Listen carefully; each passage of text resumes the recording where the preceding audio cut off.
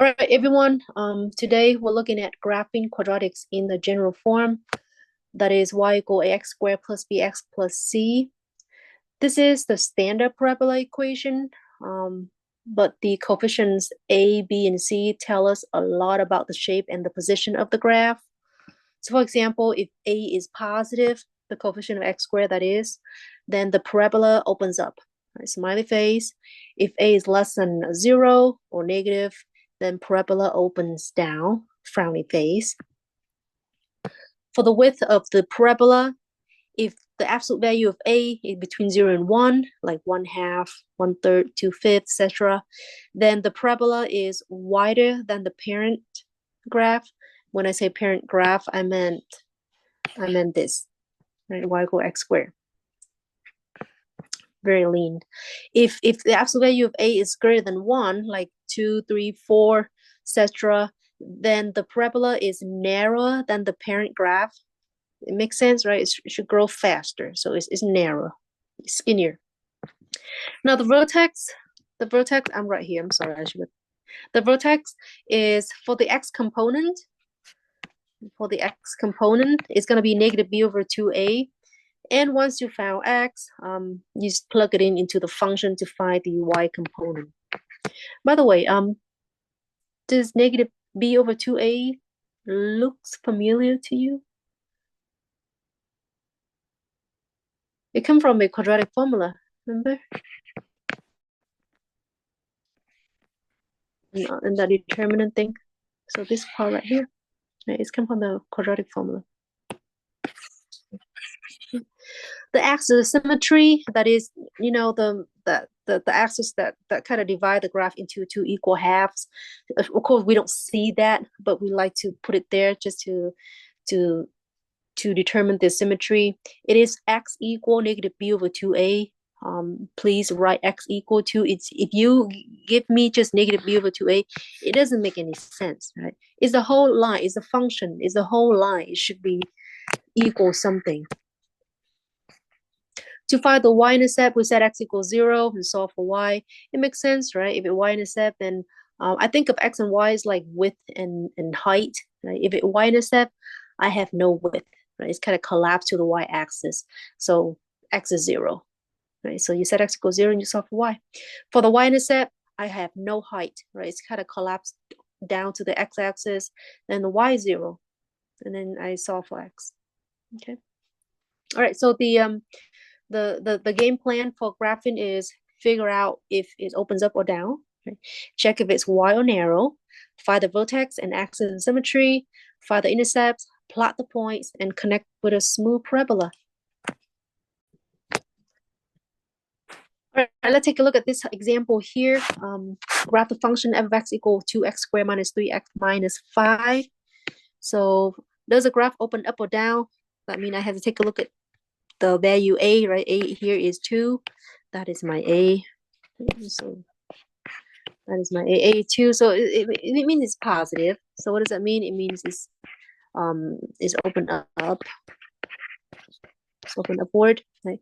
Is it wider or narrow? Well, it's wide. It's narrow, right? Because it's going to grow faster compared to the parent graph.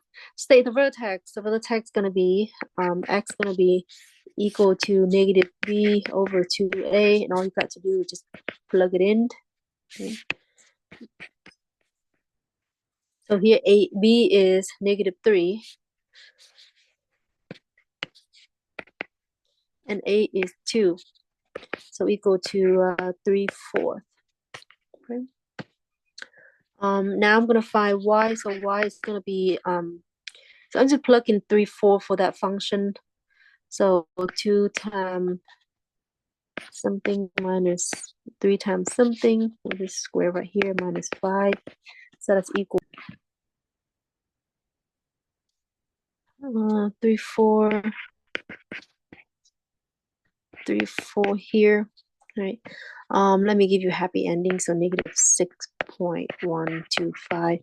I'm going to give you the decimal here too, just to give you a sense of where they're going to be, right, on the graph. So my vertex, make sure you write like this, because you're going to need it later. 0.75 comma negative 6.125, right? And I'm going to box it because I need it later. Right? State the axis of symmetry. Axis of symmetry is x equal to this. X equal to negative b over 2a. Remember that? So 0.75. And again, I need that. Maybe I'm gonna make it into green. Okay. X-intercept and y-intercept. Let's do y-intercept first.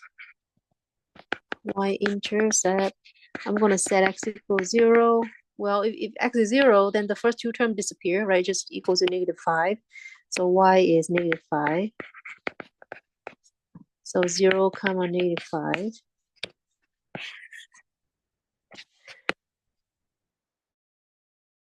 X-intercept. Set y equals 0. This one a bit longer, so you actually solve the equation. Minus 3x minus 5 equal to 0. All right, I'm gonna get some check here. Okay, so I'm 2x and x because I need 2x squared, right? I need a -5, so maybe a 5 here and 5 here and a 1 here. No, that's not it. No, 1, 5 here and 1 here. Yep, better. Plus or minus. See what I meant by the guess and check? You just have to do things in your head. Or you can do the AC method, that long method. Okay. All right, so here x equal 5/2, right? And x equal -1. So I have -1 comma 0 and 5/2 comma 0. Can't think, I don't know why. All right, now we're gonna graph. So the vertex is 0.75 and -6.12 somewhere here. Somewhere here. It doesn't have to be too exact. If I was you, I'm gonna do my axis of symmetry right now. It's gonna be a dash line because we're not supposed to see that. It's invisible. 0, -5. Right there, 0, -5. -1, 0. -1, 0, and 2.5. So 0. Okay. It is open up. So it looks like this. It's kind of narrow. Remember, it's narrow. To make it not look like a sharp T. That's pretty good. Let me show you what it looks like on decimal.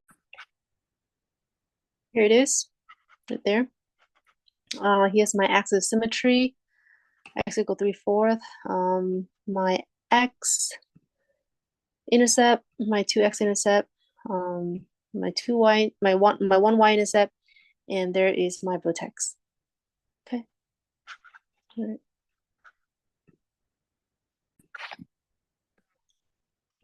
Let us do one more together. This time we have -x² plus 4x minus 5. Does the graph open up or down? Definitely down because a is negative here. All right. So open down. All right. State the vertex.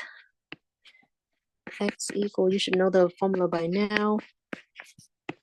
Equal negative.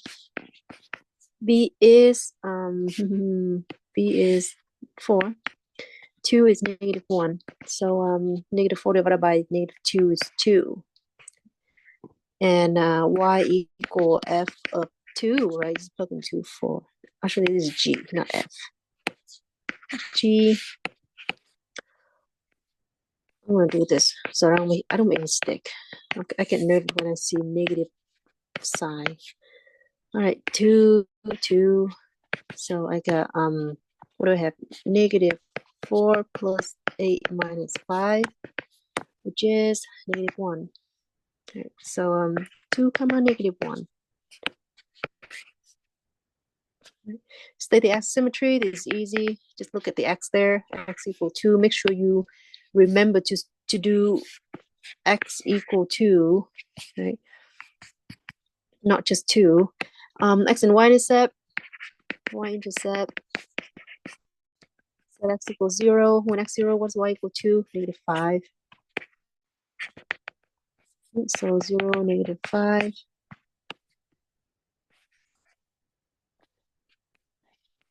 X-intercept. We set y equals 0. So that's imply -x squared plus 4x minus 5 equals 0. I'm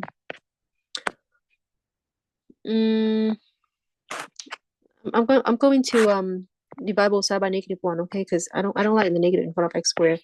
X squared minus 4x plus 5 equals 0. Is it factorable? Can you find two number, multiply to 5 and add to -4? I don't think so. No, I don't think so. All right, so I have to use the quadratic formula. So x equal negative b plus and minus b squared minus 4ac over 2a, and plug them in. B is -4. -4. A is 1, C is 5. Okay. No wonder. All right, if you notice the determinant here, it's negative, right? It's 16 minus 20, that's -4. So that's negative square root of -4, which is 2i. Right? What does that mean? What does that mean, imaginary solution? It means you cannot see on the real coordinate, right? This is a real rectangular coordinate. You cannot see imaginary number. You imagining it. So it means you don't have the x-intercept, right? So what you say is no x-intercept because you got imaginary solution.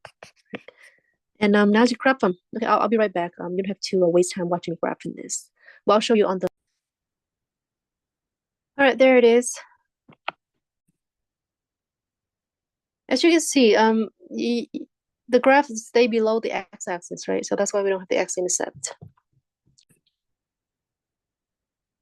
So here it is. There you go. Right, same thing that we had on our lecture note.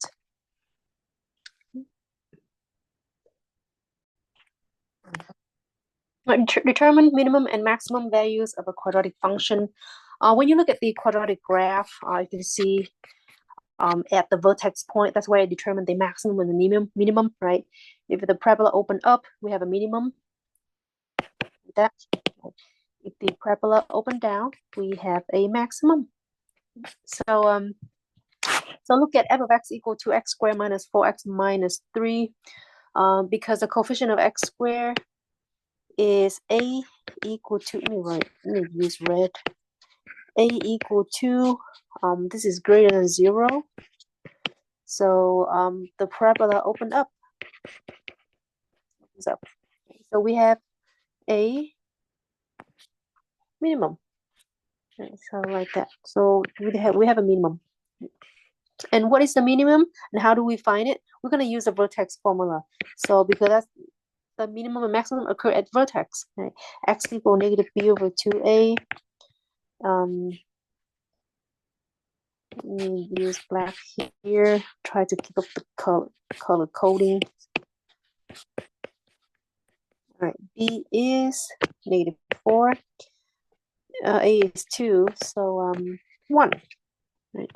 And how do I find y? Just plug in 1 into f. So 2 times 1 squared minus 4 times 1 minus 3 is equal to -5.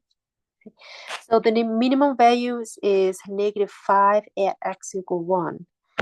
So min val is -5 at x equal 1. That's how you conclude things. Right. Okay, application. The marketing department at a calculator manufacturer has found that when their graphing calculators are sold at a price of P dollars per unit, the quantity Q of a calculators sold is given by the demand equation Q equal 21,000 minus 150P. Express the revenue as a function of a price. Hint, revenue is the product of price and quantity of units. Makes sense, right? Revenue is equal to price times units. Makes perfect sense.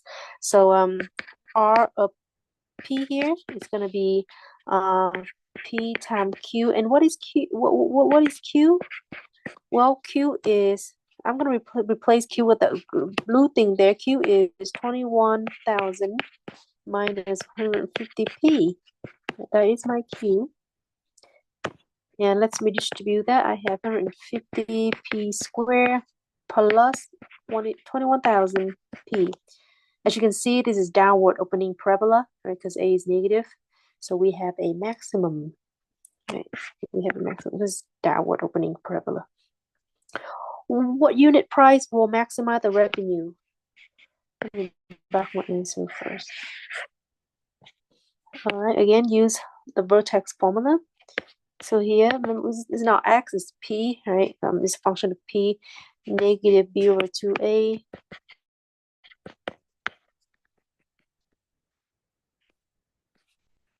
Maybe have my parentheses a bit bigger. That will be 21,000 for B, right? And then A will be negative 150. So it will be $70. And the max and part C, if the price is charged, what is the maximum revenue? If they charge $70 per calculator, what is the maximum value? So all you have to do is plug it in the 70 for the revenue. Right? Negative 150 times 70 squared plus 21,000 times 70. And let me give you a happy ending. That'll be wait for it. Come on. 735,000.